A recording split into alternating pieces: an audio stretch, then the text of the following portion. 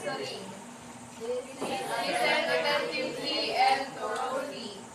Ensure the cleanliness of the classroom. And stay focused and follow directions. Okay, so our topic for today is all about lesson 4, materials for the teaching of reading comprehension and cultural awareness. So first, let us know what is the meaning of reading comprehension. So who wants to answer or do you have insights when we say reading comprehension? What do we mean when we say reading comprehension?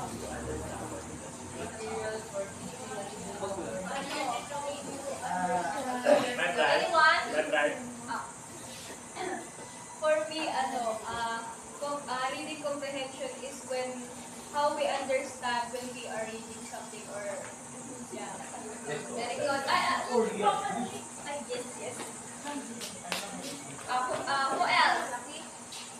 Sabi nga, when you say reading comprehension, understanding what you are reading. Yung reading comprehension is kung ano yung naiintindihan mo. Hindi, Tagalog Yung ko sa lang. binabasa mo. Who else? Rakot? Makakaba. Who else? Nan? Okay, so, tama yung sinabi niyo. Very good. When you say reading comprehension, it means that, tatlong bagay siya. The ability to understand, secondly, the ability to interpret, and the ability to make meaning from the text. So, ibig sabihin niya, you understand what you are reading. So, you are not just reading, you are understanding the context or the text. So, do you get it? Yes. Okay. So, how about cultural awareness? What do we mean when we say cultural awareness? From the word itself, cultural awareness. Who wants to share their insights or opinion? What do we mean by cultural awareness? Cultural awareness is yung aware ka dun sa differences and diversity ng mga cultures. Very good. Yes. Who else? Who else?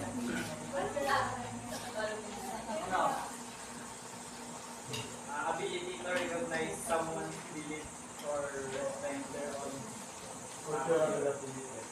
Okay na. Ako din search pen. Ako din. Hola, sino ka? Awareness. Aware ka dun sa... Who else? Last, sino po Ako. Sino ba? Ano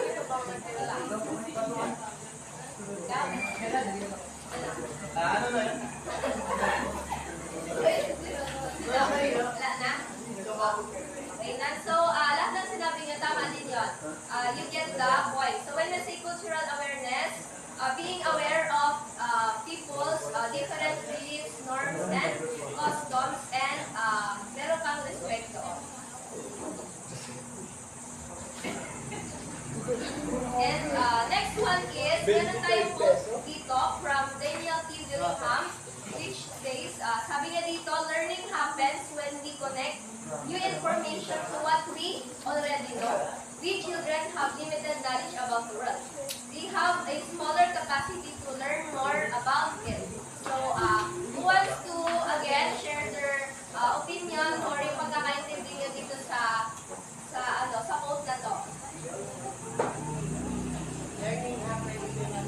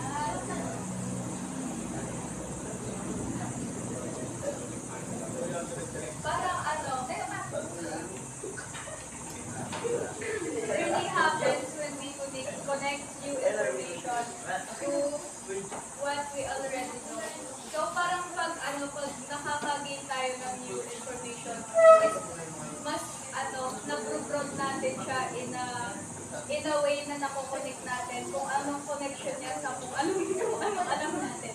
Yes! Parang thank you. Ang ano niya, hiningin niya is mas malawak yung kaalaman natin. Mas malawak yung kaalaman natin kapag nag-learn pa tayo. Sino ba? Yung pangalawang sentence. Sige. Last po yun. Meron kasi back na. Ay, last. Sige. Yung sabi niya kasi we children have limited knowledge about the world.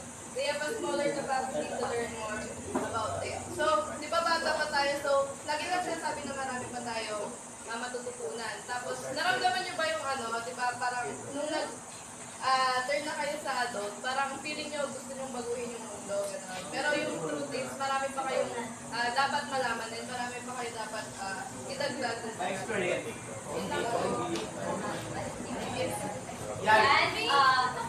And thank you for sharing your opinions and insights. And of course, dagdagan ko na lang. Ibig sabihin din dito ni Daniel is, familiar kayo dun sa schema theory? Yes.